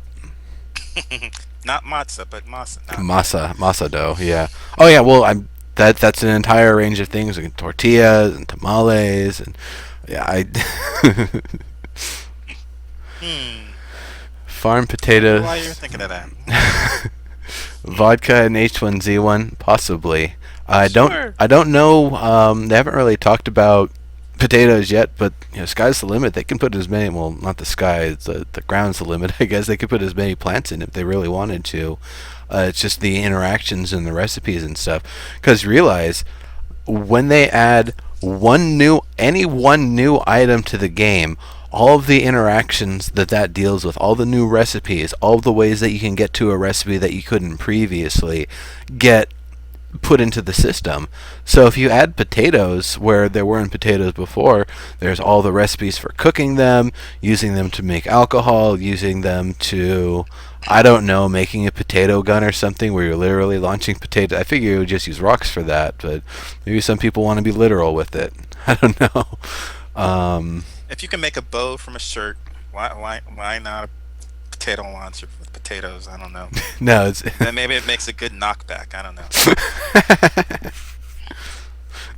yeah, no, not the potato gun made of potatoes, but Shoot potatoes. Shoot yeah, basically a PVC pipe and some sort of propellant, or a spring even.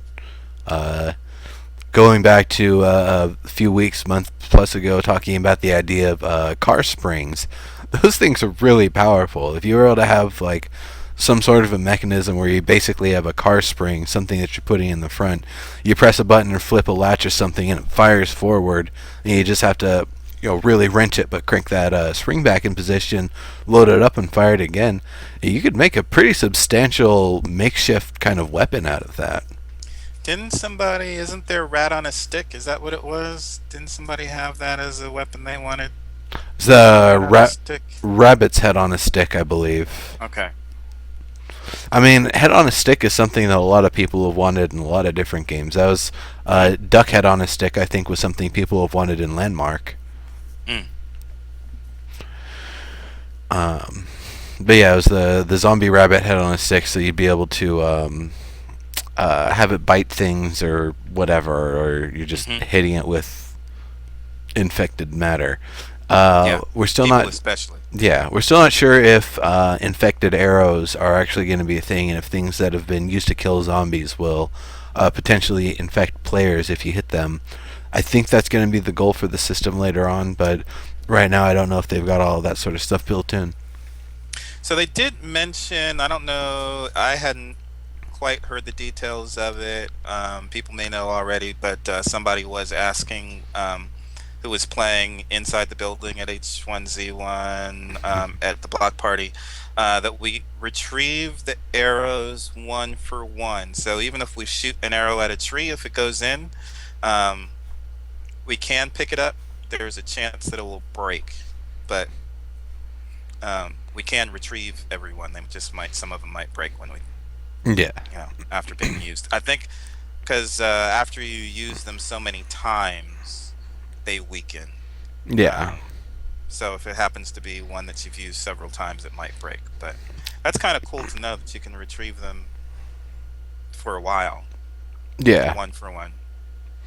Yeah, especially if you don't want to create a bunch of heat by chopping down more trees to make more arrows, because right now it literally is just you get logs, you break them down, I believe, into boards, and then you break the boards down into, wasn't it boards into sticks and then sticks into arrows? It was like a 3 or 4 part process, but once you've got arrows unlocked after you've researched the wood, you can just have it create arrows, and it will create one arrow, and then you'll have one stick and one board still hanging out in your inventory, because one log produces 2 boards. 2 boards can produce 1 stick, and 2 sticks. No, I think it's 1 stick per arrow. So there's also that kind of interesting thing that happens if you do use the crafting shortcut process. So if you're crafting out in the field and you're doing something because there's something 100 meters away and you need a weapon, you might end up dropping some stuff or losing some stuff because the system where it automatically gets you from point A to point B might kind of not have the room for the rest of the stuff and just throw it on the ground. So it really makes sense if you're doing a lot of crafting in H1Z1, you really want to do it where you've got like semi-permanent infrastructure, or at least some sort of defenses.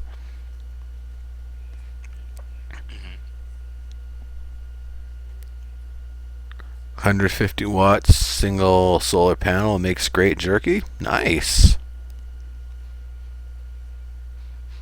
Yeah, that's kind of interesting. If electricity isn't running, being able to set up solar. I mean, that would be so cool if we could come across people who had built bases with solar panels and stuff. Huh. Well, they've talked about reactors and that's one of the reasons why I really say to have electricity, you need a group, and you're going to need a lot of people that are on a lot of time and a lot of good defenses. Right now, you can't modify arrows; they all come out one way. Bows only come out one way, and I think if you made it that they do come out differently, players would prefer going back to the current system, just because if you start the game, you tear up your shirt, you chop down a tree, and you've got a crude bow that might be able to hunt a rabbit, but it's not really going to be able to do much to a human even with a headshot.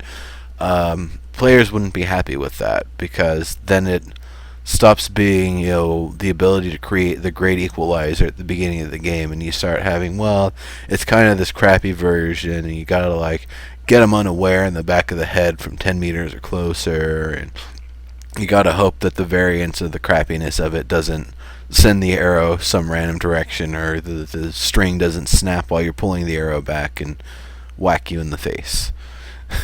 So I mean, I really like the idea of being able to have modifications on things, but the more variants we have, it also means there's more variants for them to give us weaker versions. And I don't know how much players are really going to be ready to deal with that sort of thing, or even the developers are ready to have that sort of variation.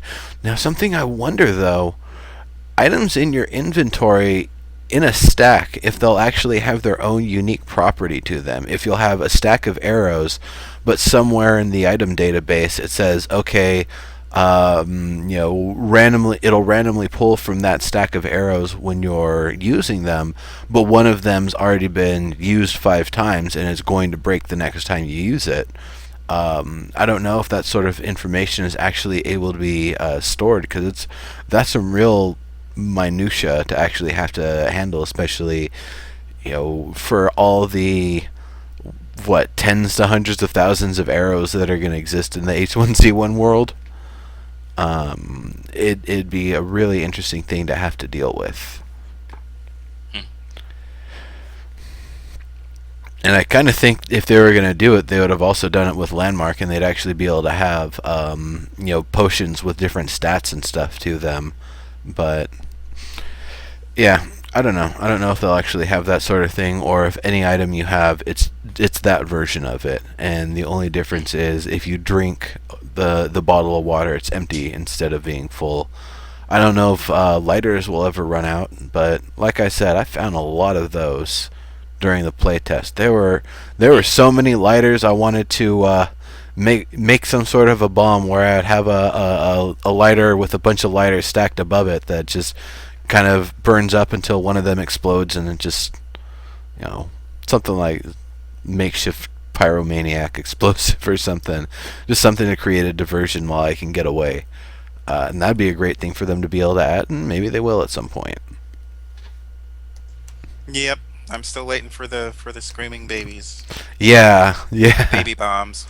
Yeah. And that's kind of an interesting, going back to what you were saying about the idea of different perks. That character was a Tech, the name of the person with the runners, that was their equipment specialist. And I think that's kind of like along the lines of that specialization you were talking with, that person maybe it's a perk or something that they've achieved through gameplay, but they know how to make everything and can make everything from anything because they've sat around messing with everything and learning all the recipes and learning how everything works. Well, I think that's going to be us, right? Yeah, pretty much.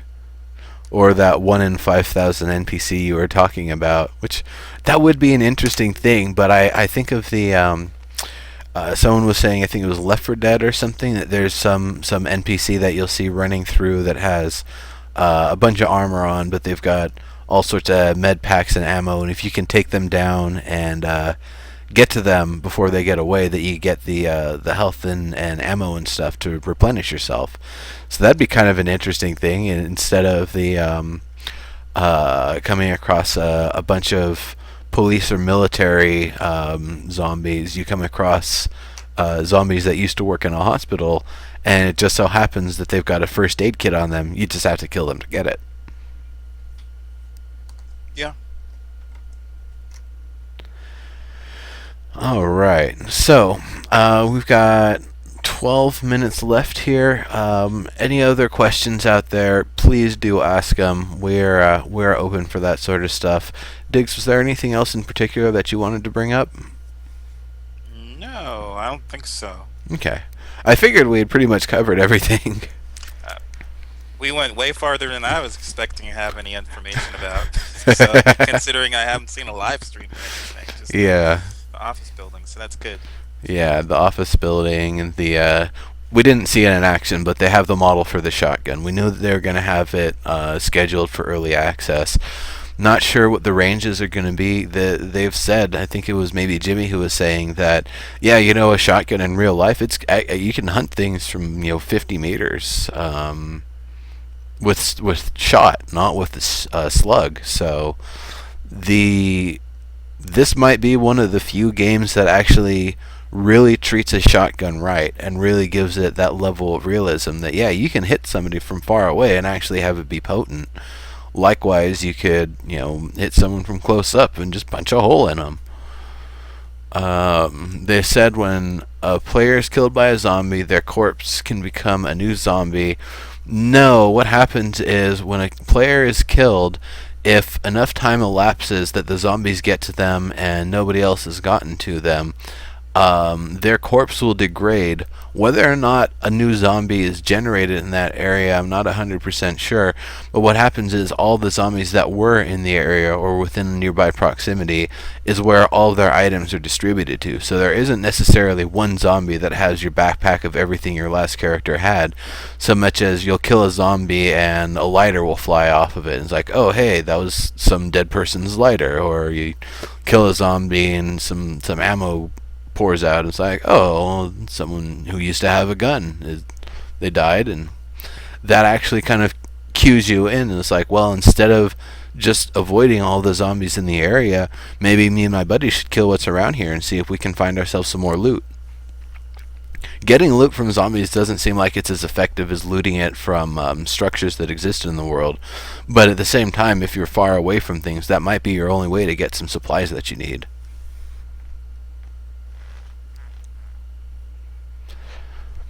Even if it's just a hatchet or a shirt. Do you think they'll have H1Z1 shirts? You mean? Oh, it would make sense if they did. They've got the they could. It'd be a weird kind of thing to see a zombie with an H1Z1 shirt. Maybe it should be zombies only. I was thinking for players. I mean, if you were someone who, well, I mean, it might make sense for players too, but yeah. Hope we can build off a high loot area boss type of MMO mechanic. That'd be interesting. I would imagine it's going to be like more taking down police and military zombies is where you're going to really find the nice loot. I wonder if there are actually going to be zombies that are smart enough to use simple tools, simple clubs. That was one of the funny things in Combat Arms, is eventually they added zombies that walk around with a rifle in their hand, and they just walk up and smack you with it. They don't know how to shoot it, and it'd be, with that, I even think it'd be a funny interaction for the gun to randomly go off with the rounds that were still in it. But I don't know. I think eventually we will see some, like mega super zombies that retain some small level of intelligence, possibly enough to be able to shoot the gun. I think we'll see some super zombies like that. I wonder how close to primates the thing affects if zombie monkeys and zombie gorilla. Zombie gorilla would be like a monster. That would just punch through bears. Thing would be insane. You keep your formulas. Don't want to go to a zoo. Been around like a tech guy, be able to make just about everything. Yeah, that's kind of the idea, is that in order to learn the recipe, you need to have the kind of precursor items that are used to make it. But once you've learned things, you know them. Some servers, you might lose your recipes when you die. It's been talked about as a server rule set sort of thing. But right now, the current goal is you will keep your recipes after you die.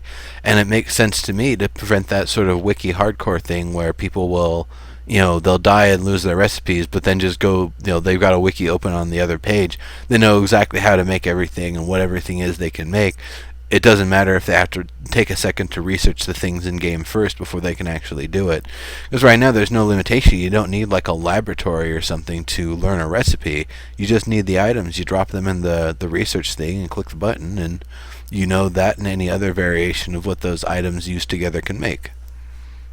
Yeah, that idea is a little separate, because the recipes are just when the rule set they're working off right now is that when you die, you still keep all the recipes, but the perk is kind of like a small skill package. So you would get a perk and be like good at a certain set of skills. I don't know, like 2 or 3 or something like that.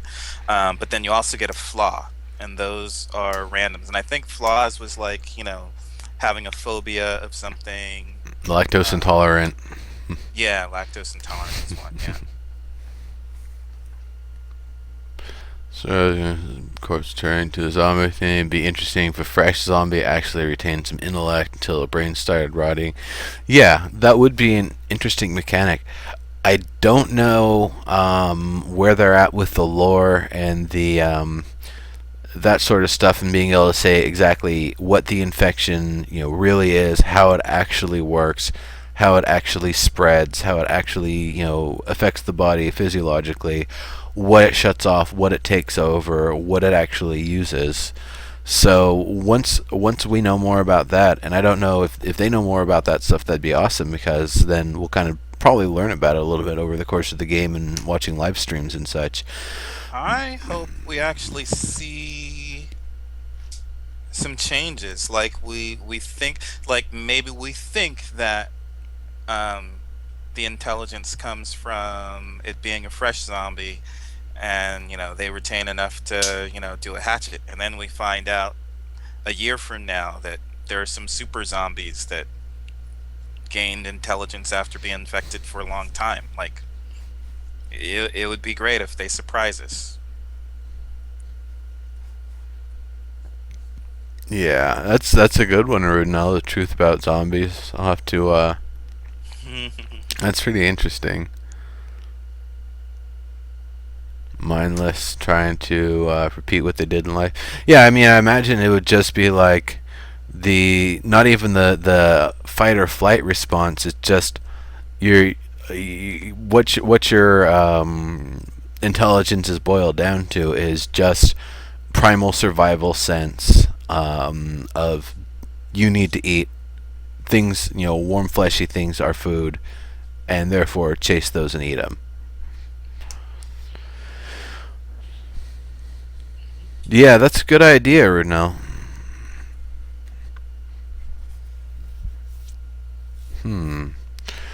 Alright, so we've got 5 minutes left here. I mean, Arudinal says that you might want to send it, but you can just talk to them when you're at SOE Live. since you're going to be there. That's true. Actually, posting something about it on Reddit would probably be the way to really get their attention because, as we know, Smedley loves Reddit, and he said, that's what we're using to communicate with the community right now. Maybe we'll have our official forums at some point, but it seems like they're really happy with how Reddit's been going. So most likely that's where communications are going to continue, and that's most likely where you'll be able to have the easiest chance of having the developers kind of see it, especially if the rest of the community kind of looks at it and upvotes it and gives good comments on it there. Traditionally, zombies work off sound and sight. Heat detection, I'm fine with. There's so many levels of kind of ways that a zombie can detect players that I think would be great. Some of what they're counting in as heat is smell. I think smell is even more than sight for these zombies. Heat is two different things. That's what I'm saying. That's right.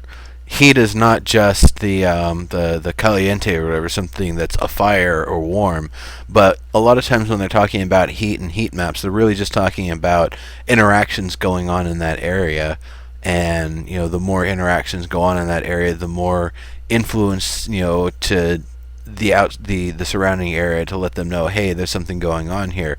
That's that kind of heat that they're talking about. So it's using the word heat is kind of a funny thing, but in this context, I'm guessing you're talking about like a thermal detection sort of thing, and I think that'd be great if that's one way that the H1Z1 virus can modify some zombies, is that it actually changes the optical system, it actually changes the eyes and the structure and functionality of them to have more of a thermal vision sort of sense to it.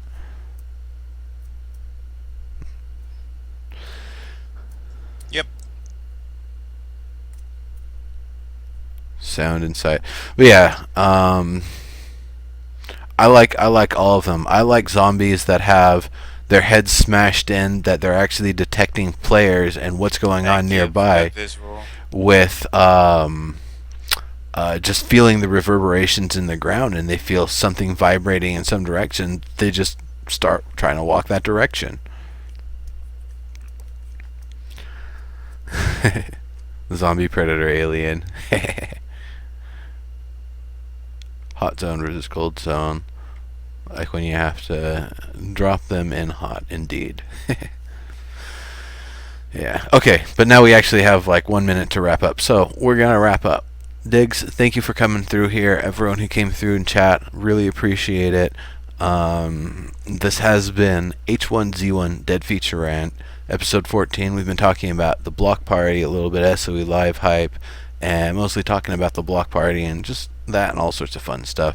Dygz, of course, his call kind of got broken up there, but Dygz is awesome. He's been on in the past. He's someone to definitely keep an eye on, especially if you're really interested in any story-related stuff, because this is somebody who's really big into machinima and is going to be making it. So if you're into that sort of stuff, you enjoy watching it, definitely keep an eye on what Dygz is going to be up to. It's been scrolling by at the bottom there at Dygz Briarthorn on Twitter and Twitch here, just Dygz. You've been seeing him chat. He's got messages right there. He's got that green sword next to his name. And that's where you can find us. Of course, I'm Legendary Neurotoxin, coming at you here and every week. Dead Feature Rant, Live Feature Rant, Procedural Powerhouses, Castles and Crap Shacks, Steam Daily, Unity Daily, and the list will continue. So thank you all for coming. This has been a lot of fun, and I'm definitely looking forward to... I'm not sure what's going to go on next week because we're really not going to get much new information, but when we actually come back from SOE Live, that's going to be an awesome episode. So be in tune for that, folks, and I will see you later.